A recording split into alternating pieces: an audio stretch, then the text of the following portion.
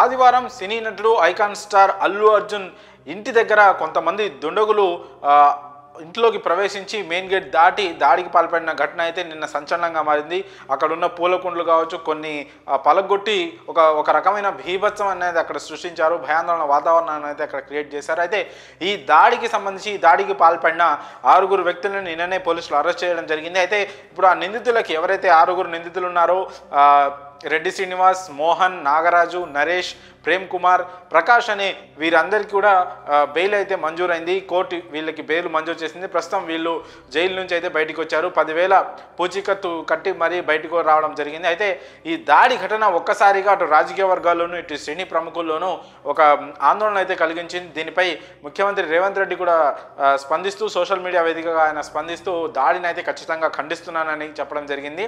అయితే Allu Arjun press meet పెట్టి అంతకుముందు సీఎం రేవంత్ రెడ్డి అసెంబ్లీలో మాట్లాడుతూ ఈ ఘటనపై అంటే పెద్ద స్థాయిలో ఉన్న వాళ్ళు హీరోలు తప్పు చేస్తే చర్యలు తీసుకోవద్దా, పోలీసులు చెప్తున్నప్పటికీ కూడా ఒక మహిళ ప్రాణం పోయిందని థియేటర్లోకి వెళ్ళి సదరు హీరోకి పోలీసులు చెప్పిన తర్వాత కూడా ఆయన చాలాసేపు థియేటర్లో నుండి మళ్ళీ బయటకు వచ్చి రూఫ్ టాప్లో నుంచి బయటకు వచ్చి చెయ్యి ఊపుతూ అభిమానులకు అభిమానం చేస్తూ ఇలా మొత్తం ఈ సంఘటన మొత్తాన్ని నేను అసెంబ్లీలో వివరించి చెప్పడం తర్వాత అంటే ఈ మొత్తం ఈ ఇన్సిడెంట్ తొక్కిసలాట జరగడానికి, ఆ మహిళ ప్రాణాలు పోవడానికి కానీ, ఆ బాలుడు ప్రస్తుతం ప్రాణాపాయ స్థితిలో ఉండడానికి మొత్తం ఓవరాల్లో సదరు నటుడి అల్లు అర్జున్ పాత్ర ఎంత ఉందనే విషయాన్ని అసెంబ్లీలో ప్రస్తావిస్తూ కూడా ముఖ్యమంత్రి రేవంత్ రెడ్డి మాట్లాడడం జరిగింది. సో ఆయన మాట్లాడిన తర్వాత అదే రోజు సాయంత్రం 7 గంటల ప్రాంతంలో అల్లు అర్జున్ అయితే ఒక ప్రెస్ మీట్ పెట్టడం జరిగింది. తనపై తప్పుడు ఆరోపణలు చేస్తున్నారు, నాకు ఆ రోజు ఎవరు పోలీసులు వచ్చి నాకు ఆ విషయం చెప్పలేదు, దాదాపు 24 గంటల తర్వాత నెక్స్ట్ డే నాకు ఆ విషయం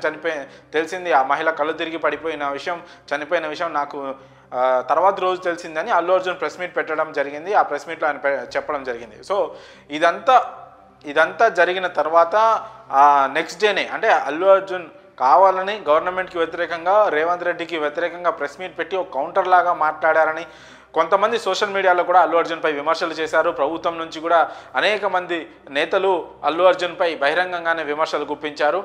ఆ తర్వాత కొంతమంది అల్లు అర్జున్ ఇంటిపై దాడికి పాల్పడడం అనేది సంచలనంగా మారింది. దీనిపై దాదాపు అన్ని వర్గాల నుంచి ఖండన వ్యక్తమవుతోంది. ముఖ్యమంత్రి కూడా ట్విట్టర్ వేదికగా దీన్ని ఖండించారు దాడిని. అయితే ఆ దాడికి పాల్పడిన వారిని ఇమీడియట్గా పోలీసులు అరెస్ట్ చేయడం జరిగింది. అయితే వాళ్ళకి సోమవారమే బెయిల్ రావడంతో మరి ఈ కేసు ఎటువైపు పోతుందనే అనుమానాలు కూడా వ్యక్తమవుతూ ఉన్నాయి. మరి నిందితులకి 6 అల్లు అర్జున్ ఇంటిపై దాడికి పాల్పడిన 6 నిందితులకి బెయిల్ రావడంపై మీ అభిప్రాయాలను కామెంట్స్ రూపంలో తెలియజేయండి.